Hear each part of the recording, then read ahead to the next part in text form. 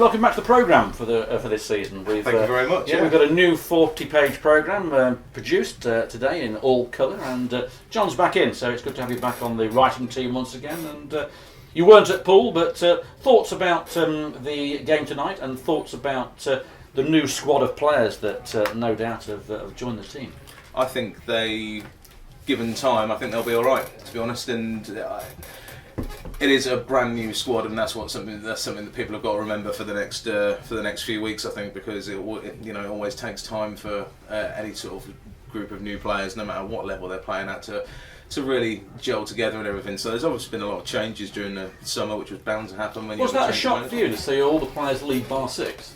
Not really. No? No, change of management, and... But they left before the new manager came, that's what was surprising. There's only one of them really going on to a better move in theory, Clifton. I find the non-league game strange, to be honest with you, at times, because it's almost like people are out to try and get whatever they can as quickly as they can. It's fair enough. If they think they can get that, then fair enough. And I think a lot jumped ship before, they probably should have done, and then maybe some were told that they had to prove themselves, even though they'd gone and won a title last season, and maybe some of them didn't like that either. Whatever, it's in any non-league club, there's always a big turnaround of players during every summer, and Kettering are no different. It's a new era with Marcus Law back, and it's great to see him back. So I got on really well with him. I'm going to say we both worked with Marcus at Rockingham Road in the conference, and know what his qualities are, and know what he expects. It'll be a different regime than last season, that is for sure, in all aspects, won't it? Yeah, he'll. The thing I like about Marcus is, and if you look at this squad, you look at players like Giovanni Brown and Saul Williams. They're what you probably call rough diamonds. They've come out of the pro game. They're trying to find their way in the non-league game, and he loves that sort of player because it gives him a challenge, something to work on. And we saw that even in his first stint as Kettering manager. He took a young player called Callum Wilson on loan, and here at Kettering, and look what happened to him. Indeed. But that's the sort of manager he is. But he's retained a good core of the squad from last season.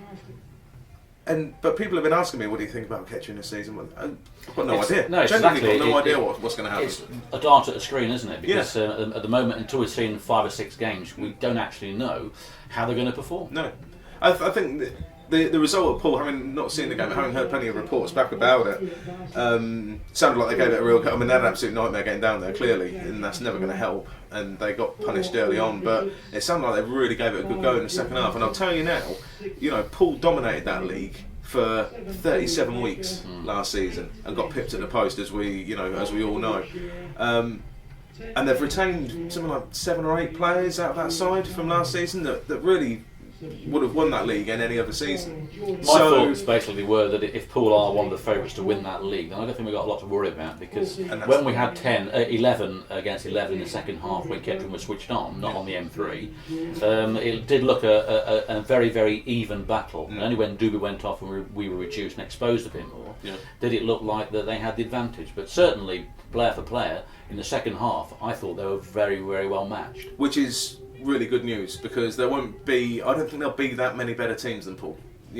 Just going from what I know and what I've heard and everything like that, I think they'll be right up there again. The thing with Kettering is, and it's good, you talk to people, there seems to be a fair amount of realism. They know it's a new squad. I think Marcus Law's going to get time. That doesn't mean to say that you don't want that first win on the board and you want it tonight. Well, tonight against Redditch is not going to be easy, is it? Well, they were a good side last season. They were unlucky not to miss out in the playoffs. I saw them. I think I saw them a couple of times, and they were decent. And Liam McDonald, they've got an up-and-coming manager who's in his first job, but doing a really good assistant, job. of course. That's right. Yeah, 2 players who played under Marcus at Kettering, I think. And they're still keeping contact with Marcus, according to him. So there'll be a bit of banter going on. Read his notes in the programme tonight. He does mention them both. Yeah, there'll be a bit of banter going on the sidelines tonight, but from Kettering's point of view, it's just important to try and get that first. It'd be brilliant to do it here tonight. But I think, given time, they'll have something to say about this league. Forget relegation or anything like that. It's just not going to happen. It's just tough getting, isn't it? Though, I mean, Poole Town, Redditch, Weymouth, Merthyr, and of course Kings Lynn. It's not an easy start, is it? By the end of August, they're going to know. Their league position will be judged, but it will be judged by the fact that they will play. A lot of the teams are highly fancied. Leamington next week. Merthyr, I think Merthyr will go really well this season. Well, Merthyr at home are virtually unbeatable. They've lost once in 2 seasons. Yeah, 3G pitches. 3G pitches. Can't say anything about 3G pitches, can we? But 3G pitches. but again, Merthyr will be up there. Leamington, I really fancy Leamington to be right up there. Kings Lynn will be strong. No doubt. Leamington, will he ever beat Kettering? He's another chance with another team now. He's tried it with Daventry, he's tried it with Bedford, now he's gone to Leamington. So. He should have just stayed, really, shouldn't he? He should have stayed, Fought it out with a rest and then left. But I say, by the end of August, I think we'll have a very clear indication of how good this Kettering side can be. But again, there has to be a bit of realism. It's going to take a bit of time. But I really like Marcus. I respect him a lot as a manager. I saw what he went through last time he was here. And I think that stood him in good stead for the career he's gone on to have, managing in the conference and everything like that. So yeah, I have full faith that he'll end up putting a very competitive side together, without a doubt. 7 debuts on Saturday, 2 more tonight, with Langdon coming in, of course, and Giovanni Brown. Good player, Dominic Langdon, by the way. I remember him from Solihull Moors days, watching him for Solihull Moors, and I think him and Brett Salkin will do a reasonable job at the back there for him. So I'm looking forward to seeing him tonight. Definitely. Apparently he was at the British University's 2007 World Games in China, so he's got a bit of experience, and was also Tamworth Player of the Season. So so I've seen him play a few times, and to be honest, I didn't even realise he was a local boy to it. I didn't realise that he was from around this way. So I think he's happy to be here, so he'll be good. Will Grocot's another good player as well. I remember him from rugby last season, good player.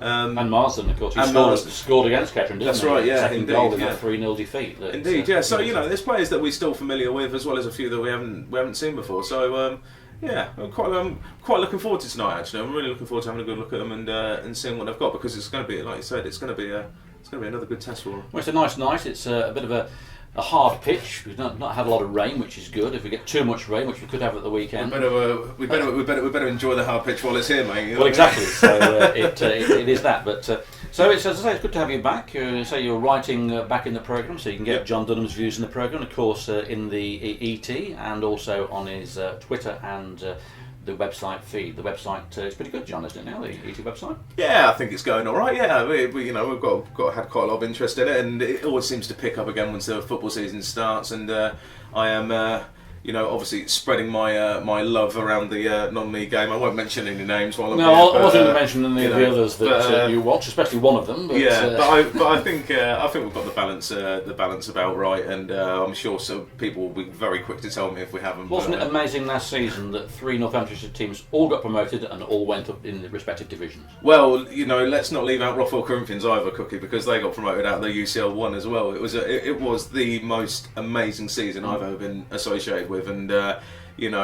with Kettering and the team that I know I'm not allowed to mention on here, who romped away with their leagues really, and then Corby on their last day was just one of the most amazing days I've ever had watching football. It was incredible, and very, very fortunate to have had the season that we had last season around here, and I've got slight little hopes that we might still have another one this season as well.